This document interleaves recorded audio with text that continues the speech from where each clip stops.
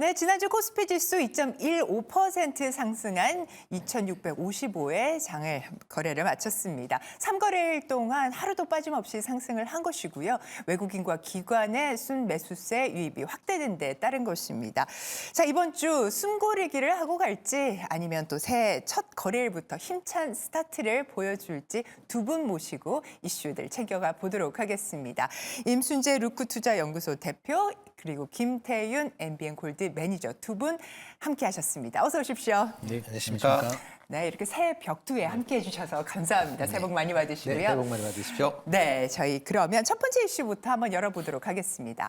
자, 올해 주목해봐야 할 뉴욕 증시의 주요 테마들 먼저 챙겨가 보겠습니다. 테마들이 뭐 다양할 텐데 대표님께 먼저 좀 브리핑 부탁드릴게요. 네, 뭐 작년 미국 증시가 상당히 좋은 그런 흐름을 보였고요. 그래 뭐 가장 좋았던 게 뭐 작년에 금리 인하 기대감, 그다음에 인플레이션 압력 완화다라고 보시면 될 것 같습니다. 그렇기 때문에 이런 분위기가 아마 올해도 이어질 것이다라는 게 뭐 대체적인 뭐 미국 증시의 분위기다라고 보시면 될 것 같습니다. 뭐 5개 이슈를 본다라고 하게 되면 미국의 기준금리 인하 시기가 아마 올 이제 상반기서부터 되지 않을까라는 기대감이 있는 거고요. 뭐 CME 패드워치 같은 경우는 3월부터 금리 인하를 지금 예상을 하면서 올해 6번 정도 이상의 금리 인하를 예상을 한다라고 보시면 될 것 같습니다. 또 하나는 이제 매그니피센트 이제 세븐이라고 불리는 이제 대형 기술주들의 성장세가 지속이 될 것이냐라는 부분입니다. 뭐 작년에 M7 기업들의 주가 상승률이 이제 S&P 500의 주가 상승률의 한 64%를 담당할 만큼 시장을 이끌었다라고 보시면 될 것 같고요. 뭐 올해도 M7 관련된 기업들의 실적이 성장세가 이어질 것이다라는 뭐 블룸버그의 예측도 있듯이 그렇다라고 하게 되면 증시는 좀 더 그런 긍정적으로 반응할 가능성은 있다라고 보여집니다. 그리고 또 하나가 이제 정치적인 관련된 부분으로 해서 미국의 대선이라는 이제 큰 이벤트가 있습니다. 네. 뭐 과거에 이제 현직 대통령이 이제 재출마를 할 경우에는 비교적 증시가 좋은 흐름을 보였었습니다. 근데 올해 같은 경우는 과연 이게 민주당과 이제 공화당의 그 뭐 접전이 지금 예상되고 있는 그런 상황이기 때문에 그렇다라고 하게 되면 시장의 불확실성이 그만큼 커질 수 있다라는 점도 조금 주목해서 보셔야 되지 않을까 싶고요. 뭐 글로벌적으로 보면 일본이나 중국 정부의 정책 변화 가능성입니다. 특히 일본 경우에는 이제 4월경에 현재 마이너스 금리를 이제 종료할 것이다라는 그런 이제 전망이 나오면서 그렇다라고 하게 되면 글로벌 증시에 전체적으로 이런 이제 수급 측면에서 좀 부담으로 작용할 가능성이 있다라고 얘기를 하고 있고요. 뭐 유럽 같은 경우도 ECB나 영란은행의 정책 변화에 대한 기대감도 같이 있다라고 보시면 되겠습니다. 네, 대표님께서 이렇게 뉴욕 증시 가장 큰 어떻게 보면 5가지 이슈를 말씀을 해주셨는데 어떻게 보면 저는 여기에 있지 않는 미국 경제에 대한 부분이 빠져 있거든요. 어떻게 보면 골디락스 연착륙을 그냥 기정사실화한 게 아닌가라는 생각이 좀 드는데 어떻게 보십니까? 뭐 요즘에 이제 시장에서 그동안에 최근 두 달 동안 상승을 했던 요인들을 보면은 이제 연착륙에 대한 기대감, 금리 인하에 대한 기대감, 결국에 두 가지 다 기대감이라고 보고 있거든요. 근데 뭐 지금 우리가 미국 경제를 좋게 보고 있는 거는 저도 마찬가지로 동의는 하고 있습니다만 우선 시장에서 그 통화 정책과 관련해가지고 기대치가 약간 단기적으로 좀 과열되지 않았나 이런 좀 생각을 하고 있습니다. 지금 시장은 이 성장 섹터에 대한 부분들 또는 금리 인하에 대한 이 수혜 업종들에 대한 관심을 좀 많이 갖고 있는 상황인데요. 뭐 예를 들어서 이제 이번 달에 있을 주요 일정 모멘텀이 가질 수 있는 뭐 CES 2024나 뭐 JP모건 헬스케어 컨퍼런스나 이런 관련된 좀 종목들이 최근에 좋은 모습을 보여주고는 있습니다. 근데 뭐 저는 개인적인 생각이지만 이 재료 소멸에 대한 부분들, 단기 차익 실현의 이런 또 오히려 그런 부분들을 좀 경계를 슬슬 해야 될 시점이 다가오지 않나 이런 생각을 하고 있고요. 뭐 패드워치 들어가 보시면은 이제 3월 달부터 인하할 것이다 이런 이야기들이 나와주고 있는데 과연 정말로 연준이 3월 달부터 금리 인하를 시작을 할 것인가? 그거는 아직까지는 좀 퀘스천 마크가 좀 존재하고 있지 않나 이렇게 생각을 하고 있어요. 그래서 미국 경기에 대한 부분들도 물론 지금 당장 연착륙에 대한 기대감으로서 중요하겠지만 앞으로 발표될 지표들을 계속해서 좀 보면서 전략을 짜시는 게 좋을 것 같고 그러니까 연말까지 한 번에 어떻게 될 것이다라고 접근하기에는 올해 워낙 다양한 변수들이 존재하고 있는 한 해이기 때문에 그때그때 좀 상황에 맞게 뭐 분기별이나 월별 투자 전략을 좀 짜시면서 그달 살아남자. 그래야지 이제 연말에 좀 웃을 수 있지 않을까 이렇게 생각을 하고는 있습니다. 네, 좋습니다. 자, 이렇게 매크로적인 부분에 있어서 저희가 주요한 부분들 한번 정리를 해봤고요. 그럼 이제 구체적으로 저희 이슈들 한번 하나씩 들어가 보도록 하겠습니다. 두 번째, 체크리스트 열어주시죠. 자, 조선 섹터 한번 짚어보겠습니다. 수주 건수로 보면은 저희가 3년째 2위 중국에 밀린 것으로 나타났습니다. 양보다는 질일까요? 부가가치가 높은 쪽의 선박들 수주는 우리나라가 당연히 지금 1위를 기록하고 있는 것으로 보이는데 이것이 뭐 좀 걱정할 만한 수준인지에 대한 코멘트 부탁드리겠습니다. 네, 뭐 작년에 그 국내 이제 조선 수주량을 보면 이제 글로벌 2위입니다. 뭐 1위는 뭐 중국이다라고 보시면 될 것 같고요. 뭐 수주량 자체도 조금 감소는 했습니다. 뭐 작년 수주량이 이제 1,001만 이제 CGT 이제 뭐 선박을 이제 용량을 이제 나타내는 그런 건 단위인데요. 뭐 작년 동기 대비 전년 동기 대비해선 37.6% 정도 감소하는 그런 모습을 보였습니다. 그렇지만 뭐 글로벌 시장 점유율은 뭐 24%대를 뭐 유지를 했다. 뭐 전년보다는 조금 감소를 했는데 가장 큰 이유는 국내 이제 조선사들의 이제 조선 수주의 그 전략이 좀 바뀌었다라고 보시면 될 것 같습니다. 네. 기존에는 무조건 이제 수주를 많이 해서 도크를 채우겠다라는 개념이었다라고 하게 되면 뭐 지금 2026년도까지 국내 조선사들의 도크가 지금 꽉 차 있는 상황에서 굳이 저가의 선박들을 수주할 필요는 없다라고 보여집니다. 그렇다라고 하게 되면 친환경 관련된 고부가가치선 중심으로 수주가 이루어지고 있다라고 보시면 될 것 같고요. 특히 뭐 대표적인 이제 고부가가치선이다라고 얘기하고 있는 LNG 운반선 같은 경우에는 지금 작년도에 이제 1,554만 CGT의 물량이 이제 발주가 나왔습니다. 그 중에서 국내 조선사가 80% 정도 이제 441만 CGT를 이제 수주를 했다라고 보시면 될 것 같습니다. 그러니까 그만큼 전체적으로 이제 고부가치선 중심으로 이렇게 수주가 이루어지고 있다라는 것 때문에 전체적인 양은 좀 감소했다라고는 하지만 질적으로는 상당히 좀 우수한 그런 모습을 보였고요. 특히 뭐 친환경 운반선뿐만 아니라 친환경 추진선인 뭐 LNG, LPG 뭐 이중 뿐만 아니라 이제 메탄올, 그다음에 암모니아와 같은 그런 이제 친환경 그런 선박들의 수주도 계속 지금 이루어지고 있다라고 보시면 될 것 같습니다. 네, 앞서선 증시 대담에서는 조선 섹터 황유연 팀장님께서는 좀 중립적이다 이렇게 좀 얘기를 해주셨는데 어떻게 보십니까? 대시세 올해 분출 가능할까요? 네, 뭐 작년에 뭐 일부 오른 측면이 있긴 하지만 뭐 작년 하반기 이후에 충분히 뭐 조정을 어느 정도 받았다라고 생각이 되고 있고요. 뭐 지금 조선사 관련돼서 가장 이제 문제가 되고 있는 게 인력 관련된 그런 네. 부분 때문에 납기가 계속 좀 늦어지고 있다라는 걸 뭐 리스크 요인으로 잡을 수는 있습니다. 그렇지만 이제 친환경 선박에 대한 그런 이제 시장 흐름 자체는 바뀌지 않는다라고 보시면 될 것 같고요. 특히 이제 IMO 2050이라고 그래서 이제 IMO, 그러니까 국제 해사 기구다라는 데서 2050년도에는 탄소 배출을 제로로 만들겠다라고 얘기를 하고 있습니다. 그렇다라고 하게 되면 여기에 덧붙여서 2027년도서부터는 탄소 배출량을 줄이지 못하는 해운선사에는 과징금까지 부여를 하겠다라고 지금 얘기를 하고 있습니다. 그렇다라고 하게 되면 친환경 선박에 대한 발주는 계속 이루어질 수밖에 없고요. 그런 부분에 강점을 갖고 있는 국내 업체들의 수주 모멘텀은 계속 있다라고 보시면 되겠습니다. 그렇다 보면 실적 측면에서 보면 2026년, 2027년도까지는 전혀 문제가 없이 성장할 수 있을 것이다라는 생각을 하고 있습니다.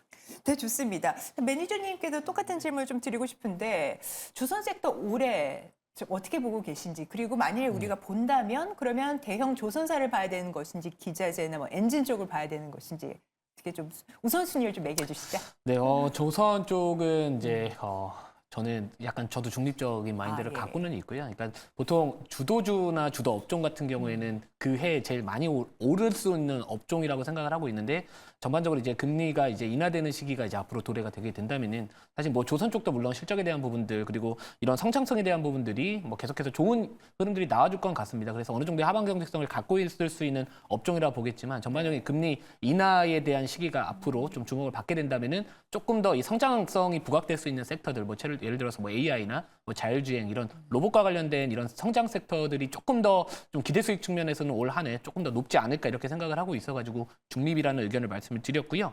또 게다가 이제 만약에 우리가 조선주를 좀 투자를 하겠다라고 한다면은 사실 요즘에 지수가 좀 많이 올랐잖아요. 네. 뭐 S&P 500이나 이런 미국의 주요 지수들도 기술적으로 보더라도 단기 과열 구간에 좀 진입을 하고 있는 상황에서, 만약 미국이 꺾여버리면 우리나라 지수는 어차피 꺾일 겁니다. 그래서 뭐 미국이 꺾이는데 우리나라가 안 꺾인다 이런 마인드로 지금 접근하는 거는 사실상 힘들다고 생각을 하고 있어가지고 저는 오히려 최근 2달 동안에 시장 대비해가지고 덜 오른 조선 섹터가 단기적인 관점에서는 그래도 시장이 조정 나왔을 때 버텨줄 수 있는 섹터라서 지금 정도의 자리라면은 뭐 대형주나 아니면 뭐 예를 들어서 뭐 이런 조선 기자재 쪽 관련된 뭐 동성화이트, 한국카본 이런 기업들도 좀 단기적인 스윙 관점에서 트레이딩은 지금도 유효하다 좀 이렇게 생각은 하고는 있습니다.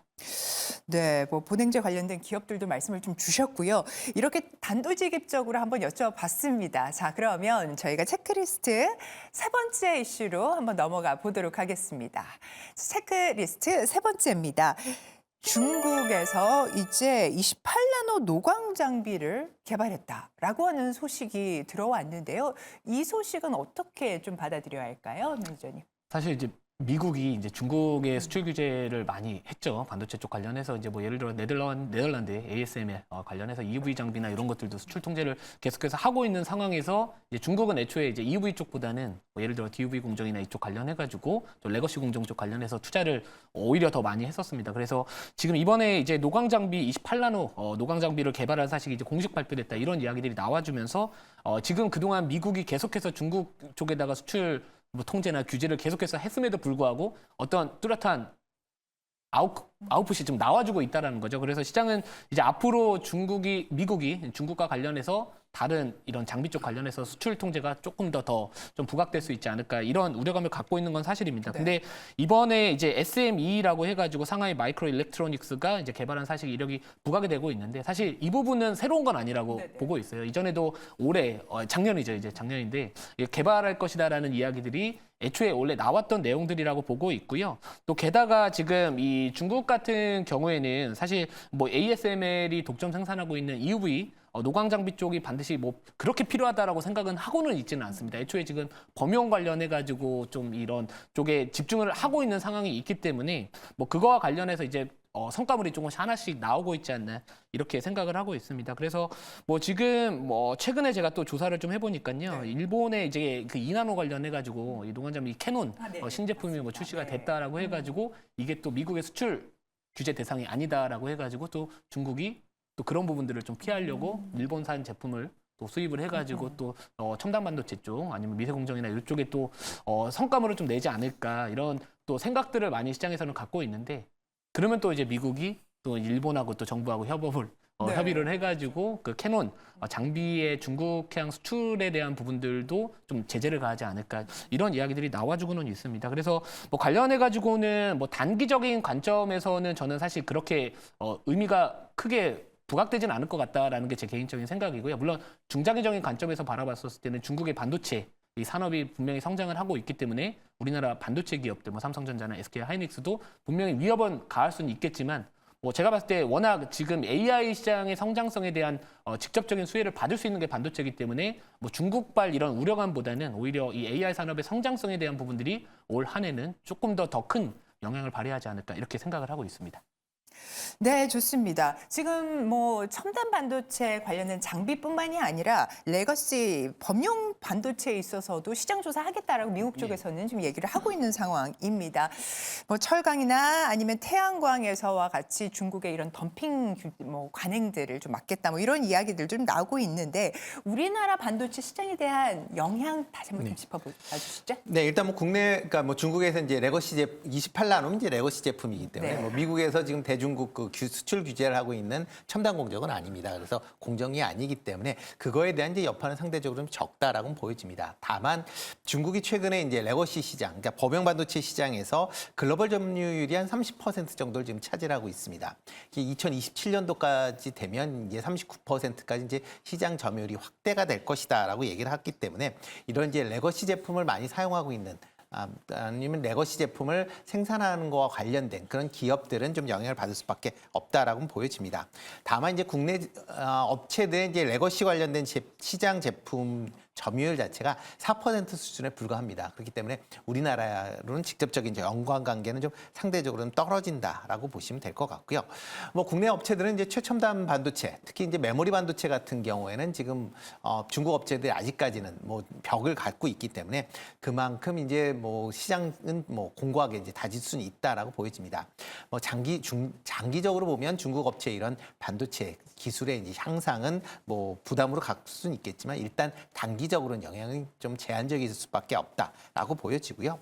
특히 이제 12월 달에 이제 반도체 수출이 110억 달러를 기록을 했습니다. 작년 연간 기준으로 처음으로 이제 100억 달러를 넘는 그런 수출을 보일 만큼 반도체 시장이 점차 살아나고 있다라는 점에서 반도체 관련주들은 올해 내에도 아마 여전히 관심사를 좀 가지셔야 되지 않을까 싶습니다. 네, 좋습니다. 자, 그러면 좀 짓궂은 질문을 좀 드리겠습니다. 반도체 섹터에서 두 종목 지금 이번 주에 투자를 두 한다면 종목이요? 예, 딱 두 종목 좀 부탁드리겠습니다. 네, 저 같은 경우에는 이제 이제 뭐 올해 전체적으로 보면 전공용 업체들이 좋을 걸로 예상이 되고 있고요. 네네. 뭐 그런 관점에서 보면 동진 세미캠 아니면 원익 QNC 조금 관심 있게 보시면 어떨까 싶습니다. 동진 세미캠, 원익 QNC 말씀 주셨고요. 저는 원래 한 종목 준비를 했었는데 한 네. 종목 더 뽑아본다면 네페스라는 기업도 우리가 좀 주목을 해야 될 것 같습니다. 네네. 이제 온 디바이스 AI 관련해가지고 최근에 또 숨겨진 수혜주다 이런 주목을 받고 있고요. 애초에 주가의 위치도 그렇게 많이 또 올라가 있는 상황은 아니라서 전반적으로 좀 시장의 트렌드에 부합할 수 있는 종목이다라고 보고 있고 또 중국에 이제 이 관련된 이 반도체 쪽 관련해가지고 또 수혜를 받을 수 있는 기업 중에는 또 SNS텍이라는 기업도 한번 보시면 좋을 것 같다 이렇게 말씀을 드립니다. 이 동사 같은 경우에는 이 중국 내 시장 점유율, 이 블랭크 마스크 쪽 관련해가지고 이 일본의 기업 이 호야와 함께 30% 시장에 비슷한 점유율을 보여주고는 있습니다. 물론 글로벌 시장으로 넓게 봤었을 때는 호야가 한 70% 정도 차지하고 네. 있고 SNS텍은 한 5% 정도 차지하고 있기 때문에 그 점유율에 대한 부분들이 낮을 수는 있겠으나 이 중국 쪽 관련해서 이제 DV용 관련해가지고 이슈가 계속해서 좀 부각을 받을 수 있기 때문에 뭐 그거와 관련해서 이제 SNS텍을 한번 주목을 해보자 이렇게 말씀을 드리고 최근에는 약간 그 EV 좀 펠리클에 대한 부분들 삼성전자가 아직까지 그 일본산 제품을 좀 쓰겠다 약간 공급받고 있다 이런 이슈들이 좀 있다 보니까 시장에서 좀 실망 매물이 좀 나왔던 부분들도 있겠지만 애초에 이 상용화에 대한 부분들은 기대치가 이제 조금은 뒤로 지연이 됐지만 전반적인 본업 자체가 최근에 그래도 잘 나와주고 있다. 이 블랭크 마스크 쪽 관련해서 잘 나와주고 있기 때문에 이런 종목들도 한번 유심히 지켜보시면 좋지 않을까 이렇게 생각을 하고 있습니다. 네, 좋습니다. 김태훈 매니저님 오늘 지금 섹터 입장에 있어서는 조선이랑 반도체 이렇게 조금 말씀을 주셨는데 보다 자세한 이야기는 어디 통해서 확인할 수 있죠? 네, 제가 원래 이제 매일 오전 8시에 공개 방송 진행을 하고 있고요. 이제 오늘 같은 경우에는 10시에 개장을 하고 있다 보니까 9시에 공개 방송을 시작을 하고요. 내일부터는 다시 오전 8시에 공개 방송 시작을 해서 그날그날의 핵심 이슈와 관심주들 공유를 드리고 있으니까 많은 시청 부탁드리도록 하겠습니다. 네, 좋습니다. 자, 그러면 오늘 개장 전 체크리스트 함께해 주신 두 분, 임태훈 대표님, 임순재 대표님, 김태훈 매니저님 오늘 수고 많으셨습니다. 대단히 감사합니다.